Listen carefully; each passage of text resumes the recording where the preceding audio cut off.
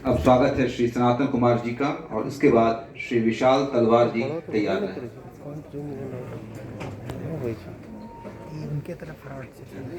मंचासीन निर्णायकगण और सुधी श्रोता, मेरी कविता का शीर्षक है बुरा न मानो लोकतंत्र है। यह कविता भारत में जब दूसरी लहर आई थी कोरोना की, उसके संदर्भ में और उन्हीं दिनों लिखी गई थी। बुरा मत मानिए लोकतंत्र है, बुरा मत मानिए लोकतंत्र है। आत्मनिर्भरता का मतलब होता है सब अपना अपना देखिए, मन में आए तो मास्क पहनिए, नहीं तो नाक के नीचे लटका लीजिए। वैसे भी हमारे यहाँ लोग लटकाने में भरोसा करते हैं। सरकारी मुलाजिम कुछ अधिक बदनाम हैं। मेरे एक साथी को यह बात समझ में नहीं आ रही थी कि आपदा के क्या मायने हैं।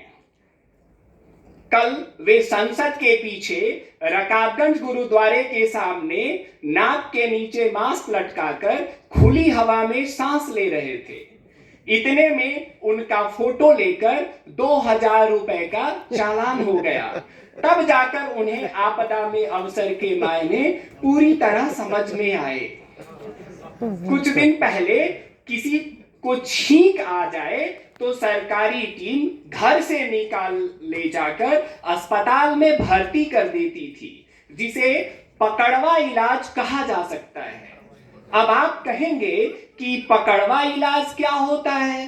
तो भारत में एक सुशासित प्रदेश है जहां पकड़वा शादी का चलन है। विरोध करने पर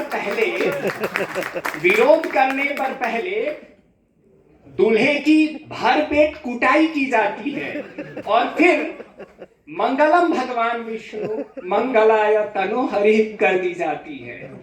इस पकड़वा इलाज के चक्कर में कोरोना योद्धाओं पर कहीं पत्थरबाजी तो कहीं उनकी कुटाई भी हुई। अब आलम यह है कि मुख्यमंत्री जी खुद कह रहे हैं कि हालांकि दिल्ली के अस्पतालों में बेड ही बेड है, आपको कोरोना हो जाए तो घबराइए मत, घर पर ही रहिए, हम आपको नंबर देंगे, उसी से सब ठीक हो जाएगा। हो सकता है मुख्यमंत्री जी ने ऑड इवन फॉर्मूले की तरह नंबर से कोरोना का पुख्ता इलाज ढूंढ लिया हो। और कोई नहीं तो मराठी मानुस तो इस फॉर्मूले को आंख खोलकर अपना ही लेंगे। मराठी मानुस का संदर्भ मैंने इशारा किया है, आप समझिएगा।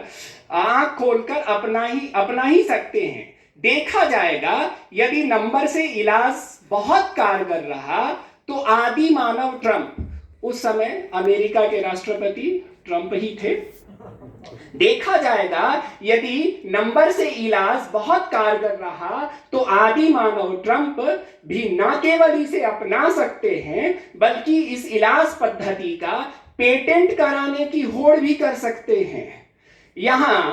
यहाँ घर में तो किसी की सुनी नहीं जाती और लोग इस बात पर हाय तौबा मचाते हैं कि सरकार जनता की बात नहीं सुनती। अरे भाई, माना कि सरकारें आप ही चुनते हैं, लेकिन इसका मतलब ये थोड़े ही है कि सरकार आपकी सुने ही। शादी भी तो आप ही करते हैं ना, फिर बीवी कहां किसी की सुनती है। आत्मनिर्भरता का मतलब है कि सरकार के भरोसे मत रहिए। आत्मनिर्भरता का मतलब है कि सरकार के भरोसे मत रहिए। काहे कि सरकार के पास बहुत काम है, काहे कि सरकार के पास बहुत सारे काम हैं। उनमें सबसे महत्वपूर्ण काम है राजनीति करना। उसमें कोई कमी हो तो बताइए। क्यों? कमी बताने के लिए भी लोकतंत्र में विपक्ष होता है। उसमें जो कसर रह जाए तो उसे पूरा करने के लिए एक पत्रकार भी हैं। आपका कोई काम नहीं वहां, अतः आप अपना समय जाया मत कीजिए। यह कितनी अजीब और रोचक बात है ना, अंतिम पंक्तियां पढ़ रहा हूं। यह कितनी अजीब और रोचक बात है ना कि राजनीति की ना कोई जाति होती है, ना कोई लिंग और ना कोई धर्म। बात आप तक पहुंच जाएगी तो आशीर्वाद जरूर दीजिएगा। अंतिम पंक्तियां हैं, राजनीति की ना कोई जाति होती है, ना कोई लिंग और ना कोई धर्म, लेकिन जाति, लिंग और धर्म की खूब राजनीति होती है।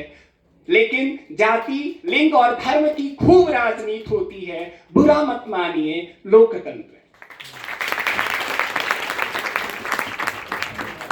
आपका मास्क रह गया